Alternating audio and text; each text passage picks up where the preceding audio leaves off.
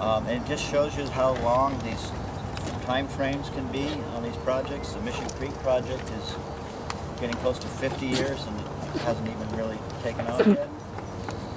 And it started with a plan. Wayne Farron, who was the director of what is now the Cheadle Center, in those days it was the Museum of Systematics and Ecology. He is a wetland ecologist and a restoration ecologist, and so he put together the Leda Slough Management Committee, of which Mark is sitting on right now. It's the first thing, build your stakeholder thing, right? Who are your stakeholders, right? So he managed. Okay, so he got all these people together and he said, you know, if we're gonna fix this slough, then we need to have a plan. So for the plan, you need to have an assessment. So they spent 5 or 6 years down here going through this whole slough area. Not just this part, the whole thing. What's good habitat, what's bad habitat, what are the plant communities, what are the animals, what's the hydrology, all that stuff. And they came up with a plan, a management plan. There was no money to do anything, so that plan sat there. But the people kept meeting, and they kept looking for funding to do stuff. And they couldn't find any funding. Little projects here and there, little small little $50,000 projects, you know, just little things. And then 1998, I believe, we got a call. Actually, I was at the CERCAL conference in San Diego, and I sat down to lunch with a guy named John Gray, who's the memorials over there, and a woman named Maureen Spencer, who runs the Restoration for County Flood Control. And I just sat down for lunch with them. And these conferences that you go to are really good for networking, right? So what's up, John? He said, well, I think we're going to finally make a big push on the Leda Slough. Really? You know, you want to grow the plant over in the conference room that you have the management committee meeting in. Big, huge conference table. These maps are all over the place, and it's the URS Corporation, which is the lead on it, John Gray, and the airport officials, Granite Construction, and us, and I can't remember who else was on there. Nature's Image wasn't hired yet. And so they laid out the plan, the restoration plan. The time that you muck around in a wetland, develop or do something in a wetland, you have to mitigate the adverse impacts of doing something.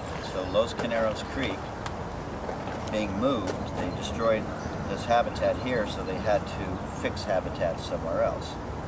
And with mitigation, there's a ratio. It's usually 3 to 1, 4 to 1, 5 to 1.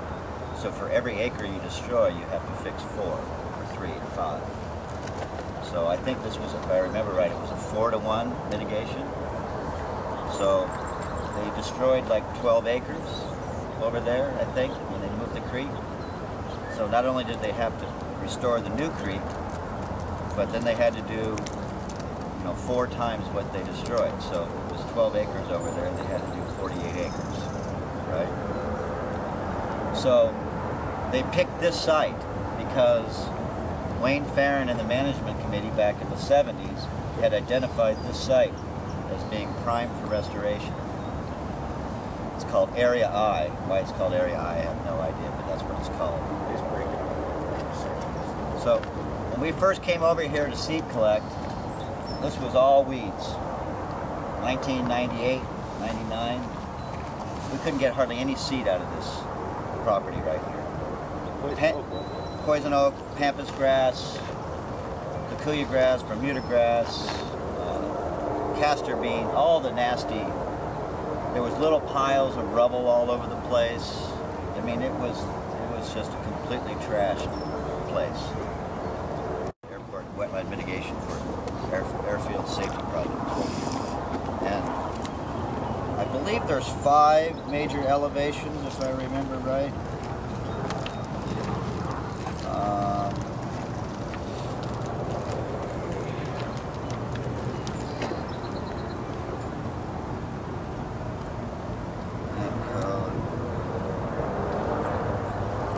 There's 5. there's the stuff that's wet all the time.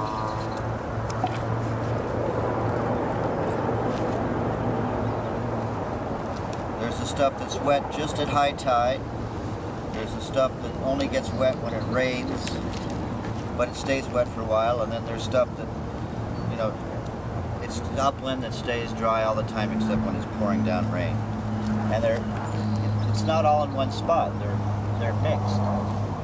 You can just look through here and you can see a little higher here, a little lower over there. So all that was mapped out. Circles and little blobs of colors and all that. So from that complicated map, we then had to come up with a plant palette for all those different little elevations. Each elevation has a little different plant community. So it was pretty complicated, and it wasn't perfect by any means. Because once it started raining and the tides were coming up and stuff, it wasn't coming out exactly like all the mapping had shown. So we started modifying the plant palette, maybe the second year. Like, wait, there's more upland in here than the map showed. There's a little bit more of zone number 2 than the map showed. And that's why you want to have an on-site nursery for a big project like this. Because then we were able to adapt. The nursery was right here. We had plenty of seed from all the different habitat types. And we just changed the plant. We modified the plant. So we got to what we thought was the right amount of plants from the right different ecosystems. It was a buttload of work. It was about $15,000 to get all the seed and get all the plants. I think we went through about $500,000 in cash to get to that 100,000 plant number. So then we're like, okay, let's go. You know, we're ready to plant. They come out here, they put the irrigation system in, which is very complicated because different plant communities, different elevations have to have different irrigation schedules, right? So, I mean, the guys that did the irrigation, Nature's Image, did a hell of a job of working off those maps and getting the irrigation right. I think there's probably like 60 stations on this property, maybe 80 stations. I mean, there's a lot of stations out here. Because every single little one has to have, like in this one spot right here, there's 3 stations.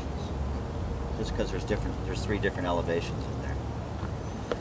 So okay, we're looking good. I think you've heard this part of the story. So we're getting ready to deliver the first plants. Nature's Image is just about get ready to get up here.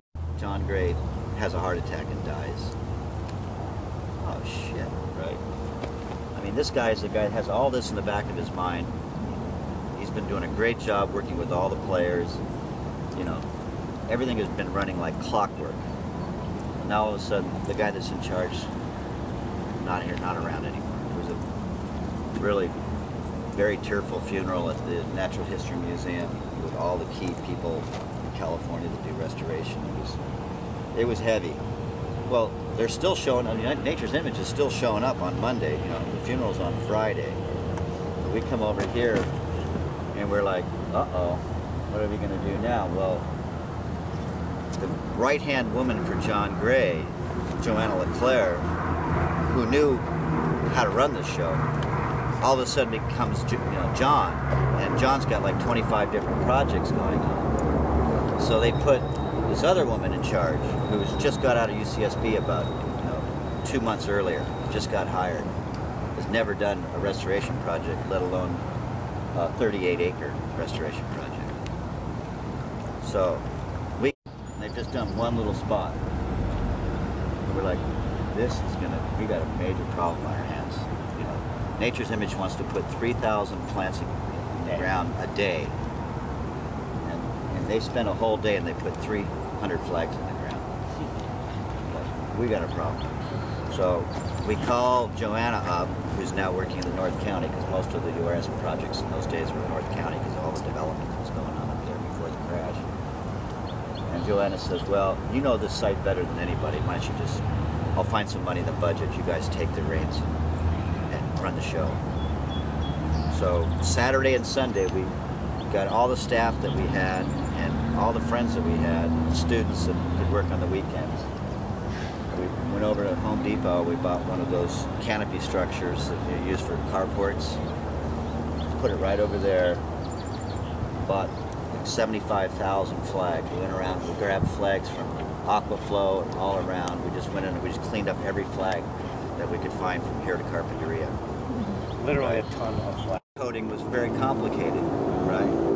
Because you only have so many color flags and you have these 5 different habitat types and you can't have different color flags for every habitat type because they don't make that many colors, right? So we got improvised, ran over to Aquaflow and got, you know, pink tape and green tape and yellow tape and blue tape, and then we got some long stakes. So we started staking and taping the circles, you know, the different elevations, and then putting, you know, a plant list right there, and then helping them plant one section and say, okay, this is the blue zone, blue habitat zone. Okay, and then every time you see blue, these are the plants you're going to use, right? This is a color code for blue. This is a color code for pink. This is a color code for yellow and all that. Because we watched it real carefully. They started this section first, and they didn't have it right. They couldn't figure it out, right? It was too complicated. Really complicated. So, I mean, these were all planted on about 18-inch centers. If you look through here now, I mean, you see a little bit of a pipe, and it's all completely filled in. By the second year, it was looking good. And by the third or fourth year, it looked like this. This is a really high quality Heliocris back there. And you can see all the edges. You know, we talked about edges, you know, especially those people who went out to Santa Cruz Island and went down to Lagunas. You can see that edge from the cattails to the stickless, to the Juncus mexicanus, to the willow. There's 4 edges, like in here you can see edges all over the place. Well, those are different elevations. It has different plant palettes. It all started with a plan in 1969 or something like that. Wow. Right. That's how long it took to do this 38 acres. Now, previous to that, the university had done this north bluff here, like previous to this being built. I think when we first started, like maybe 96 or 97, Dave Hubbard was in charge of this project here, which is for the university project. This was all just a weeded hillside here too. So that's one of the reasons they picked Area I. It was contiguous to this existing site, and it was so degraded. I would have loved to have seen them push further that way into those eucalyptus and stuff, but we were only required to do 38 acres, and so they started the eucalyptus and then pushed down to there. We'll just walk around it to get 350 pounds or something. So it was a mix of direct sow and container stock. We also grew the plants that went on Los Caneros Creek. That was like another 40,000 plants. And then there was a little mitigation for the Firestone Creek that goes right by our nursery. That was another 15,000 plants. So we've been on this project now for over 12 years, right? And that's the way a lot of these big projects are. They never die.